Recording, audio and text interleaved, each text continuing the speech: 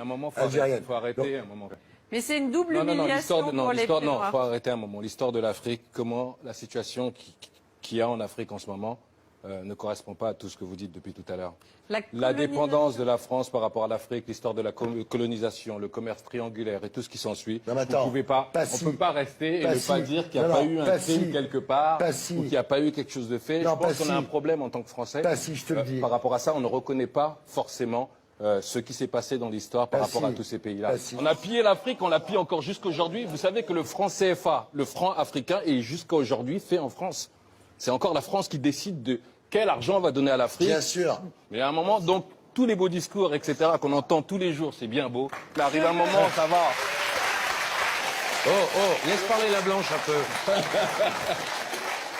Je me permets juste de dissocier l'esclavage, la colonisation. Je pense qu'Emmanuel Macron pourrait aussi faire preuve de plus de subtilité dans son discours, parce que vous savez, c'est facile. Pourquoi? Parce que ça lance un pavé dans la mare. Si vous me permettez juste de finir. Un pavé dans une mare. Après, je vous laisse. Non, c'est des amalgames. Dire que la colonisation, c'est un crime contre l'humanité, pour moi, mais je comprends que nous ne soyons pas d'accord et je respecte que nous ne soyons pas d'accord. Pour moi, c'est une insulte à des pieds noirs, c'est une insulte à des harkis. Quand ils pas forcément, il n'y a pas que les pieds noirs et les harkis, il y a une grande partie de l'Afrique est grande. Mais bien sûr, mais vous savez, là encore, ne faisons pas d'amalgame.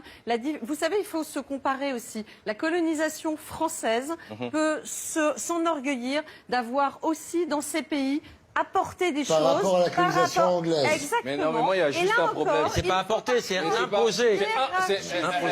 Je pense que... C'était pas une bande de sauvages qui était dans ce continent. Je pense qu'il y a plusieurs volets. La France a plus pris qu'elle a donné à l'Afrique.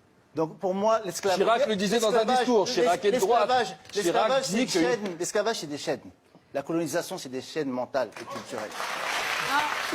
Non, mais c'est une triste réalité. Si on pouvait éviter les amalgames, s'il vous plaît, et notamment les politiques. Si vous regardez ce que fait Jean-Louis Borloo, par exemple, il est très attaché, il y passe beaucoup de temps à l'électrification en Afrique. Vous avez beaucoup de groupes français qui sont au contraire très attachés à aider le développement en Afrique parce que ça va être un sujet. Vous pensez que les laisser faire leur monnaie, les laisser faire leur propre argent, les laisser négocier leurs matières premières dans les bons prix, les laisser se débrouiller un peu par eux-mêmes, vous pensez que ça les aide pas plus que leur apporter de l'électricité ou un peu de lumière?